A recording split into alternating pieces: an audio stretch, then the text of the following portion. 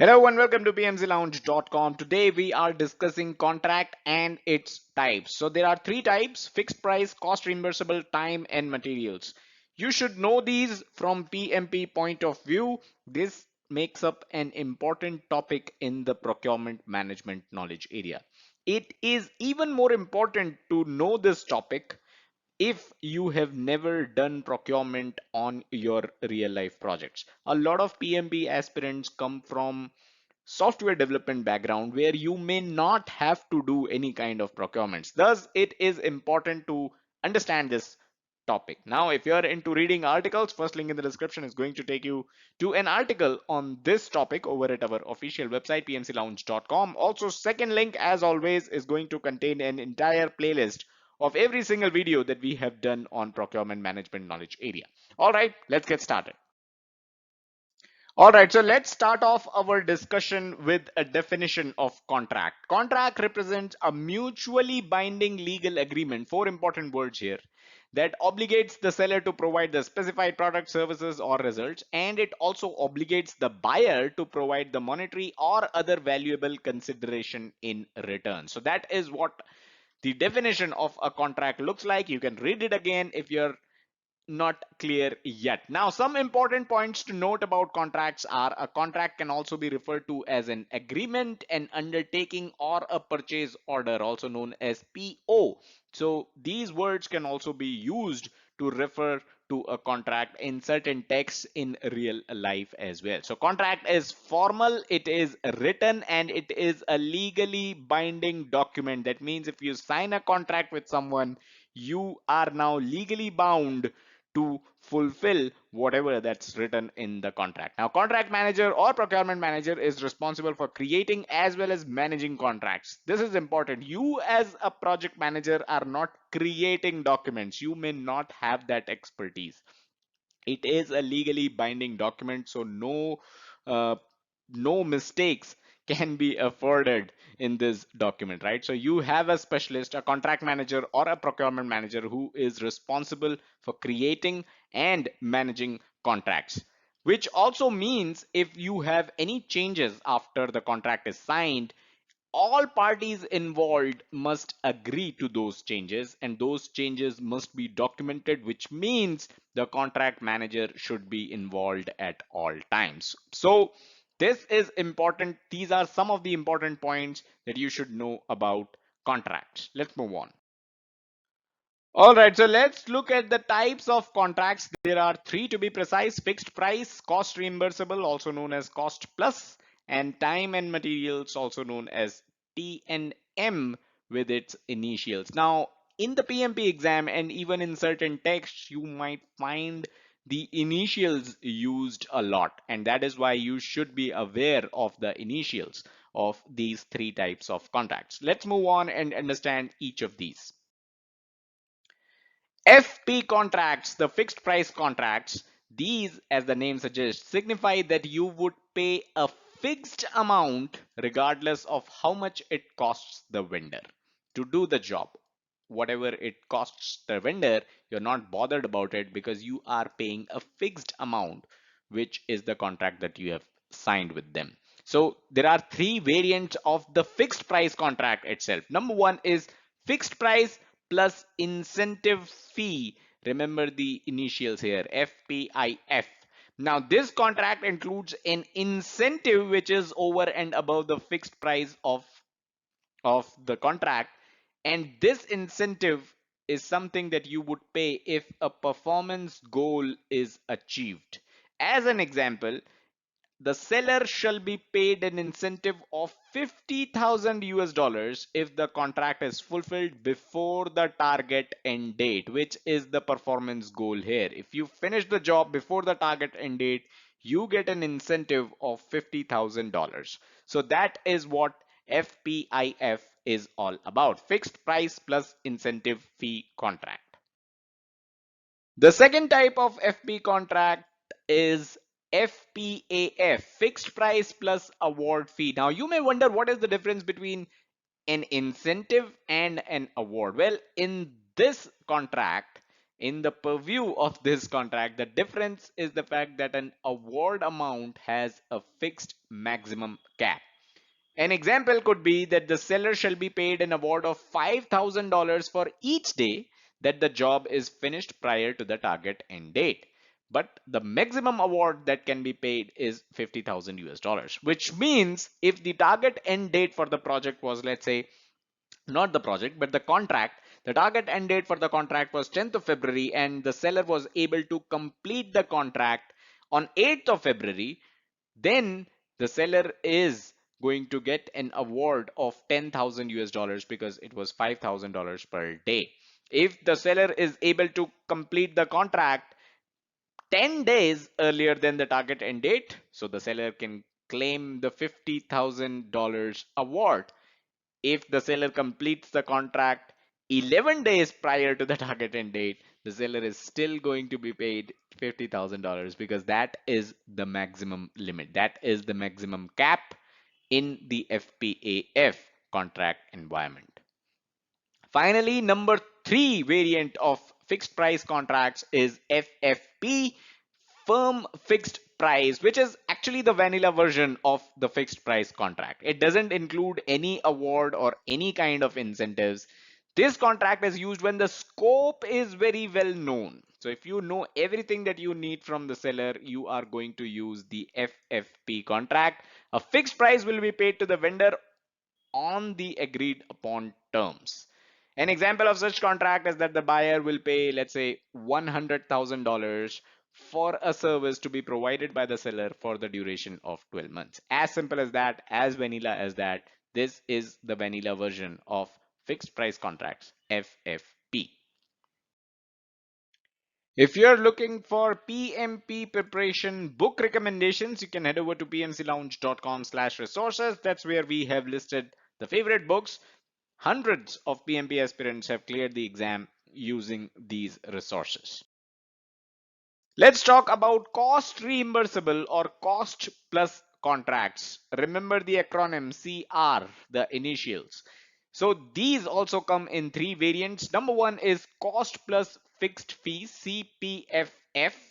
This contract means the seller is paid the costs involved in accomplishing the work and a fixed fee on top of it. That means all the costs that the vendor is going to incur, the seller is going to incur, you are going to reimburse all those costs. So that is why it is a cost reimbursable contract, right? So you are going to reimburse all the costs that the seller incurred for accomplishing the work, and on top of it you are going to pay the seller a fixed fee.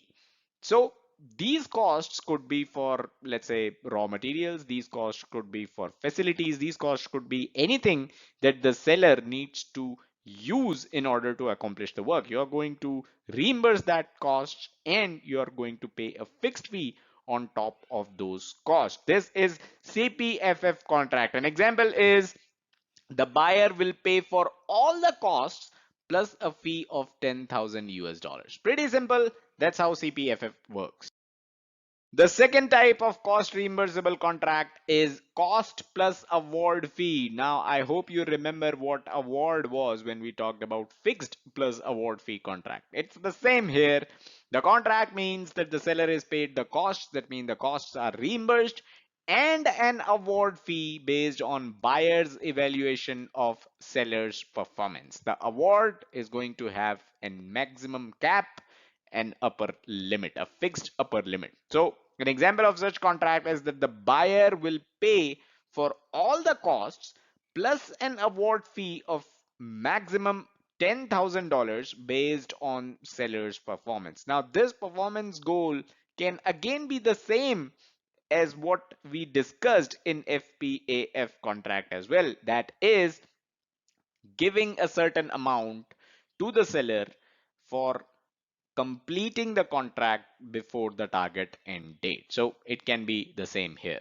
But yes, buyer is the one who is going to evaluate seller's performance. Number three is cost plus incentive fee. Incentive is again something that you have already seen in FPIF contract. This contract means that the seller is paid the costs involved. All the costs are reimbursed. Cost for raw materials, cost for facilities, cost for everything is reimbursed, and an incentive fee is paid on top if the buyer's set goals are met.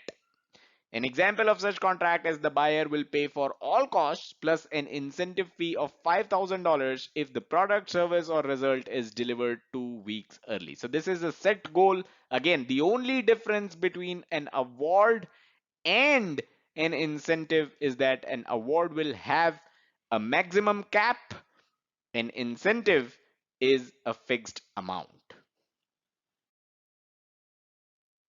Let's talk about the third type of contract, which is time and materials contract, also known as T&M. This is typically used to contract labors, especially when the scope of work is not clear. So you don't know the scope of the work, you just need few folks, few labors to get the job done, and that's when you sign a time and materials contract. Time means seller is paid on per hour basis, and material means the seller is paid for the equipment, machinery, raw materials, everything that is being utilized, any material that is being utilized. So the seller is being paid for the time, which is per hour basis, could be per day basis, could be per month, anything.